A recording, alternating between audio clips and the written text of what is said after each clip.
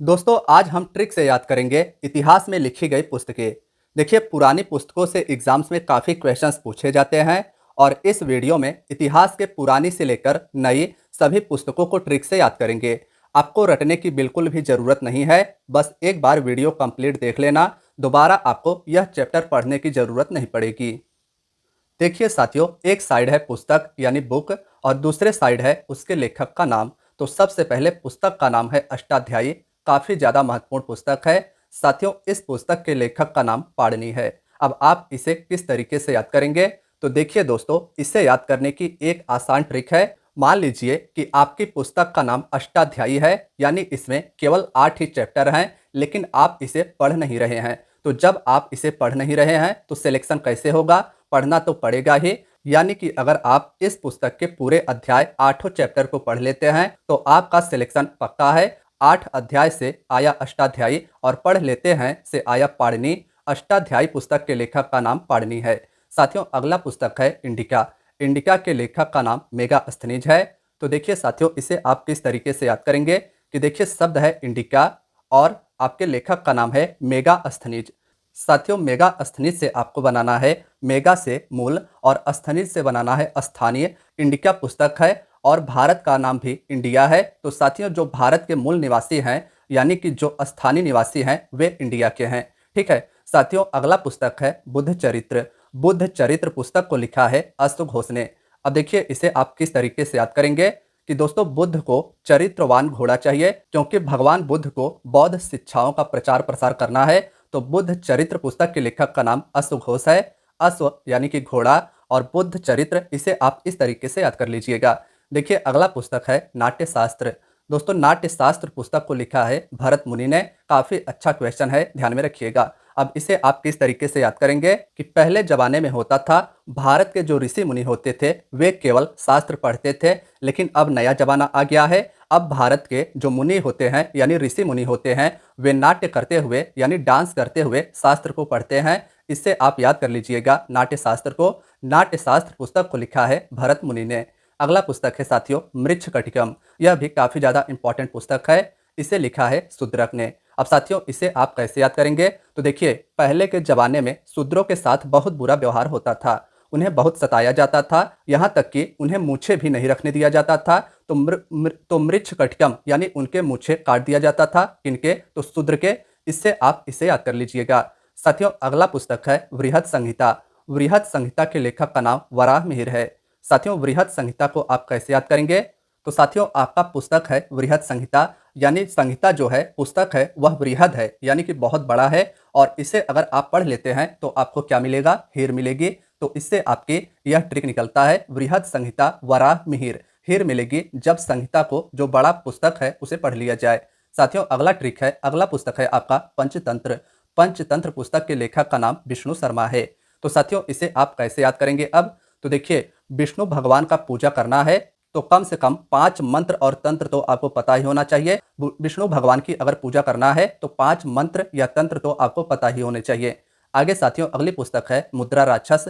इसे लिखा है विशाख दत्त ने। विशाख दत्त के पुस्तक का नाम क्या है? तो मुद्रा राक्षस।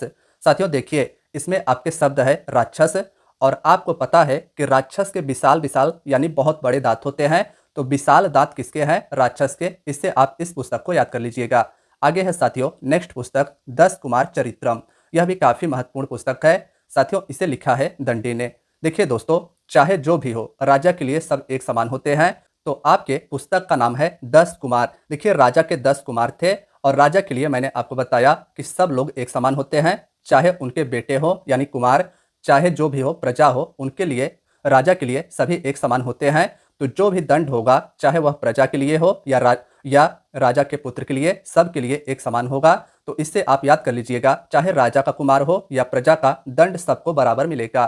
साथियों, आगे देखते हैं, अगला पुस्तक है हर्ष चरित्र और कादम्बरी।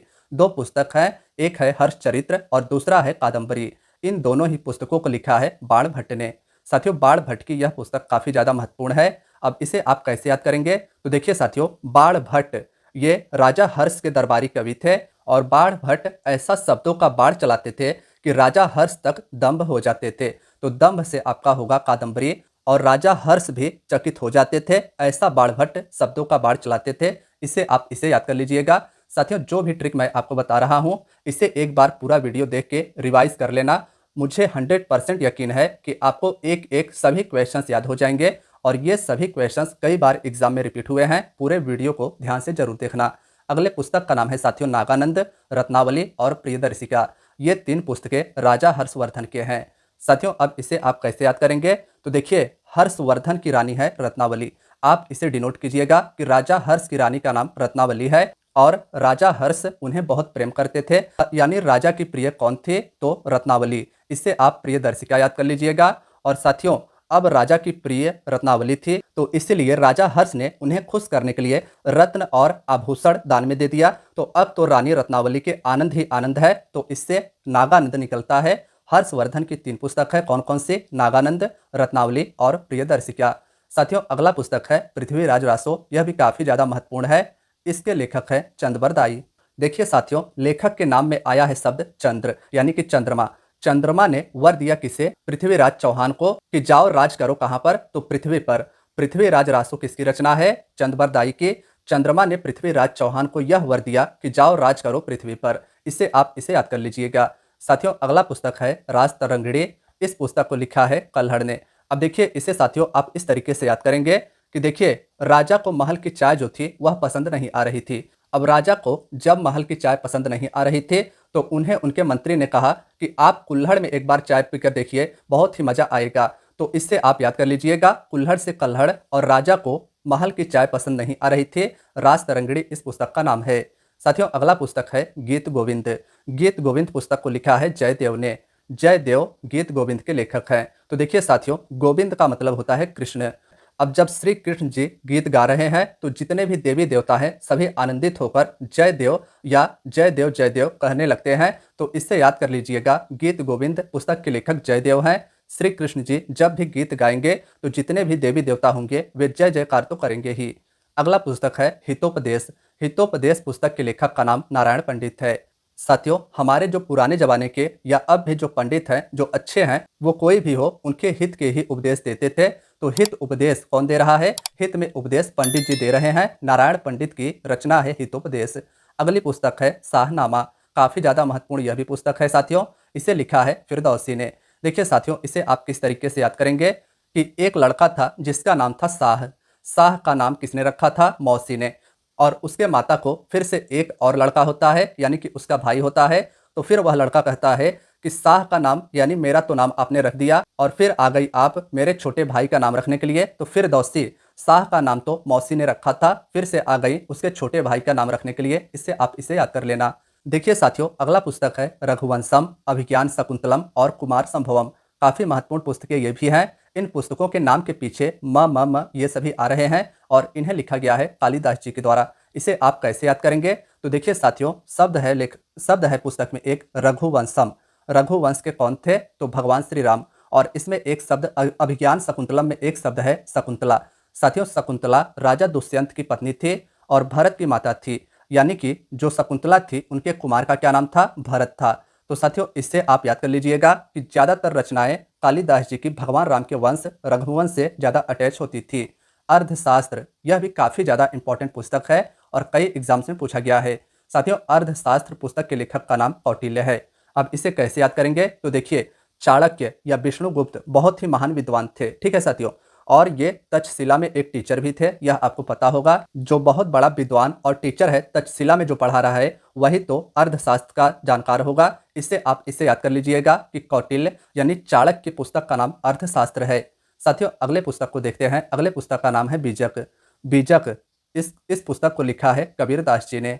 अब देखिए साथियों, इसे आप इस तरीके से याद करेंगे कि बीज, पुस्तक में एक शब्द है बीज और बीज आपको पता है कि कभी कभी दब जाते हैं, वे फिर निकलते नहीं हैं, यानी कि कभी कभी खेत में बीज डालने के बाद निकलता नहीं है। तो कबीर, कभी कभी बीज निकलता ही नहीं खेत में डालने के बाद। इससे आप इसे रिलेट करके याद कर लेना। पद्मावत अगला पुस्तक है साथियों। इसे लिखा है मलिक मोहम्मद जैसी ने। काफी महत्वपूर्ण यह भी पुस्तक है साथियों। पद्मावत में चित्तौड़ के राजा रतन सिंह और उनकी प्रेमिका पद्मिनी या पद्मावती की प्रेम कथा को दर्शाया गया है। साथियों, मलिक मोहम्मद जायसी ने अपने पुस्तक में यह बताया है कि रानी पद्मावती इतनी सुंदर थी कि उनके सौंदर्य की प्रशंसा सुनने के बाद अलाउद्दीन खिलजी ने चित्तौड़ पर आक्रमण कर दिया। तो याद कर लीजिएगा कि पद्मावत पुस्तक को मलिक मोहम्मद जैसी ने लिखा है।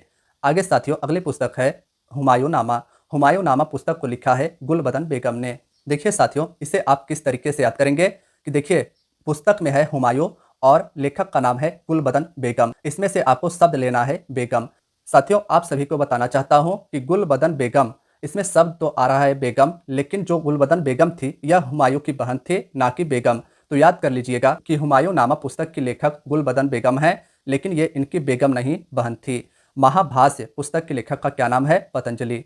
काफी महत्वपूर्ण साथियों यह भी है पुस्तक महाभाष्य। इसका अर्थ यह होगा महान टिप्पणी, और टिप्पणी कौन करेगा? जिसे सब कुछ पता हो। पता पतंजलि, और महाभाष्य यानी महान टिप्पणी कौन करेगा? जिसे सब कुछ पता हो। चरित्रहीन और देवदास ये दो पुस्तकें हैं। ये दोनों पुस्तकें शरद चंद्र चटर्जी की हैं। साथियों इन्हें आप कैसे याद करेंगे? तो देखिए देवदास जो पुस्तक है इसकी जो मेन कलाकार है वह है पारो। पारो साथियों आपने देवदास देखा होगा तो आपको पता होगा इस फिल्म की मेन नायिका थे। पारो देवदास से बहुत ज्यादा प्यार करती थी। वह चरित्रहीन नहीं थी, इतना प्यार करती थी वह कि शरद ऋतु यानी कि ठंड के मौसम में भी चांदनी रात में मिलने आती थी। किससे? तो देवदास से। चरित्रहीन बिल्कुल भी नहीं थी कौन? पारो। किससे मिलने आती थी? तो देवदास से। कब? तो शरद ऋतु यानी ठंड के मौसम में, और जब चांद का उजाला होता था। साथियों अगली पुस्तक है लज्जा। लज्जा काफी ज्यादा इंपॉर्टेंट पुस्तक है। इसकी लेखक हैं तस्लीमा नसरीन।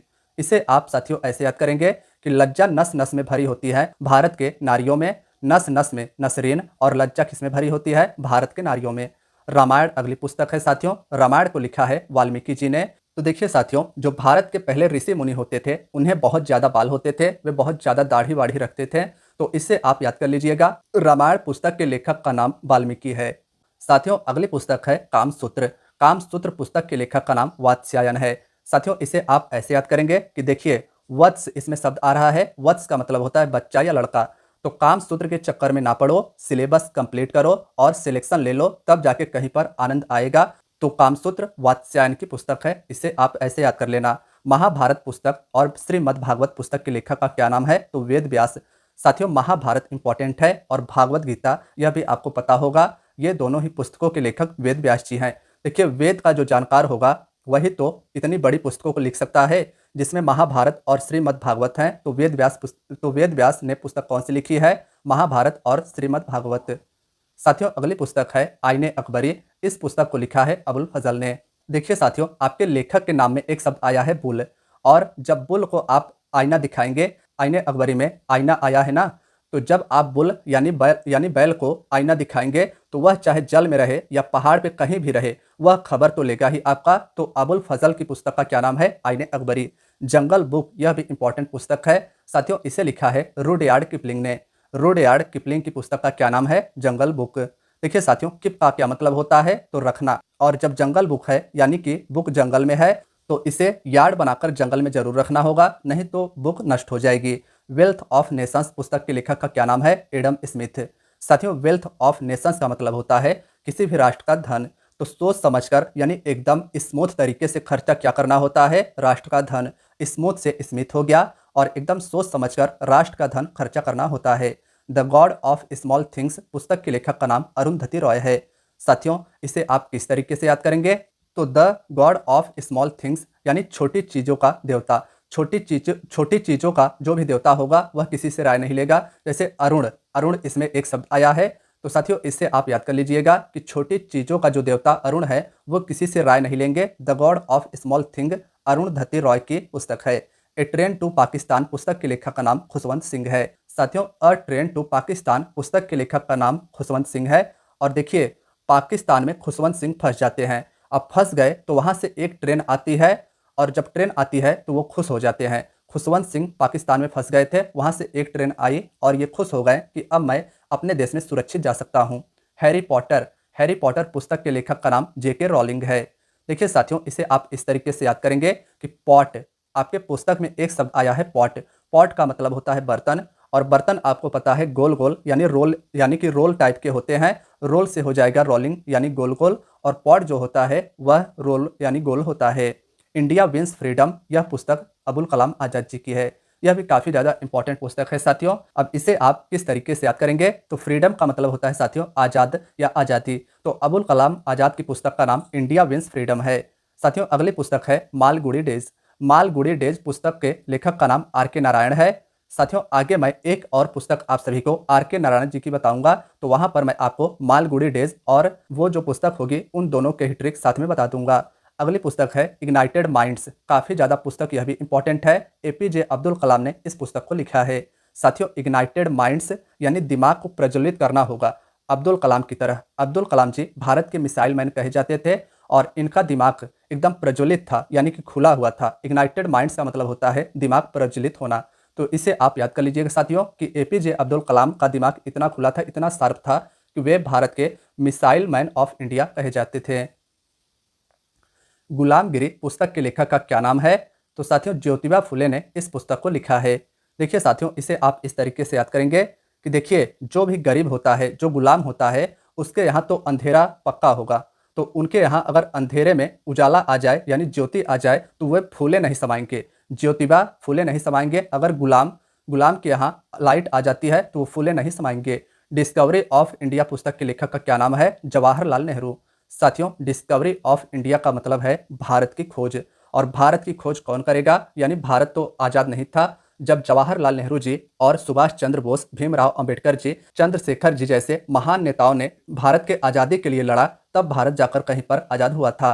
अनहैप्पी इंडिया पुस्तक के लेखक का नाम लाला लाजपत राय है। साथियों भारत जब गुलाम था, यानी जब भारत आज़ाद नहीं हुआ था, तो उस समय इंडिया एकदम अनहैप्पी था। ठीक है, अंग्रेजों के समय में तो इंडिया अनहैप्पी था। तो इससे लाला लाजपत राय जी एकदम क्रोधित हो जाते हैं कि अब मुझे अंग्रेजों से आज़ादी ही चाहिए, तो वो लाल हो जाते हैं। अनहैप्पी इंडिया है और अब हमें अंग्रेजों से आज़ादी चाहिए, इसे आप इसे याद कर लीजिएगा।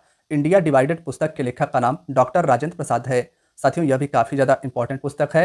भारत के पहले राष्ट्रपति थे डॉक्टर राजेंद्र प्रसाद जी, और इन्हें इस बात का दुख था कि भारत का डिवाइडेशन अंग्रेजों के द्वारा कर दिया गया है। इंडिया को डिवाइड कर दिया गया है अंग्रेजों के द्वारा, क्योंकि भारत के राष्ट्रपति थे तो इन्हें ज़्यादा दुख था।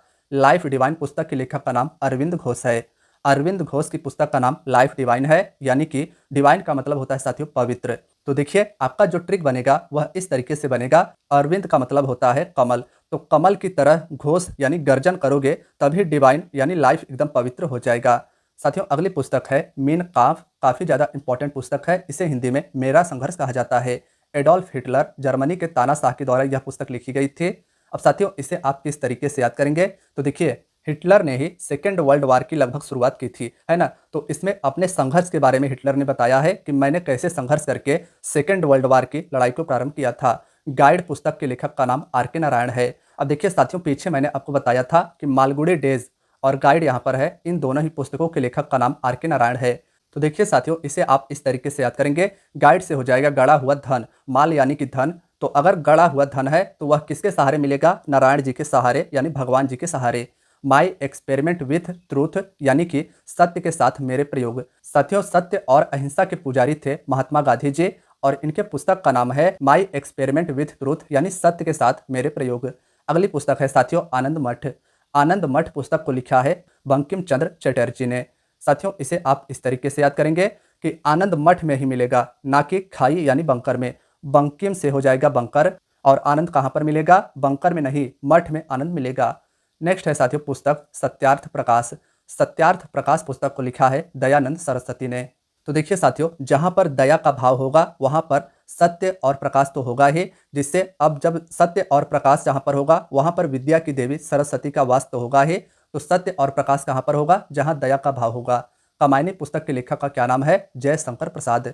साथियों शंकर जी की जय करोगे तो वे काम आएंगे। कामायनी जय शंकर प्रसाद। साथियों आखिरी पुस्तक है आपकी मधुशाला। मधुशाला पुस्तक के लेखक का नाम हरिवंश राय बच्चन है। साथियों देखिए जहाँ शराब यानी मदिरा बिकती है वहाँ पर तो बच्चों को जाना एकदम मनाही है। बच्चों को जहाँ मधुशाला यानी शराब मदिरा बिकती है वहाँ पर जाना मना है। इससे आप इसे याद कर लीजिएगा। तो साथियों आज की आपकी वीडियो यहीं तक थी। वीडियो कैसी लगी कमेंट में हमें ज़रूर बताइएगा, और वीडियो अगर पसंद आई हो तो एक लाइक अवश्य कीजिएगा। चैनल पर नए हैं तो चैनल को सब्सक्राइब भी कर लीजिएगा, और वीडियो को अपने दोस्तों के साथ शेयर करना ना भूलिएगा। साथियों आपका एक शेयर हमारे लिए बहुत ही बड़ा सहयोग होता है, तो वीडियो को शेयर अवश्य करना। मिलते हैं फ्रेंड्स नेक्स्ट वीडियो में। अपना ख्याल रखिएगा और तैयारी को जारी रखिएगा। धन्यवाद दोस्तों।